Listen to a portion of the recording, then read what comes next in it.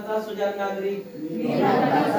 नागरिक शपथ घेतो की मी या भारत मातेला या वसुंधरेला स्वच्छ व सुंदर ठेवण्यासाठी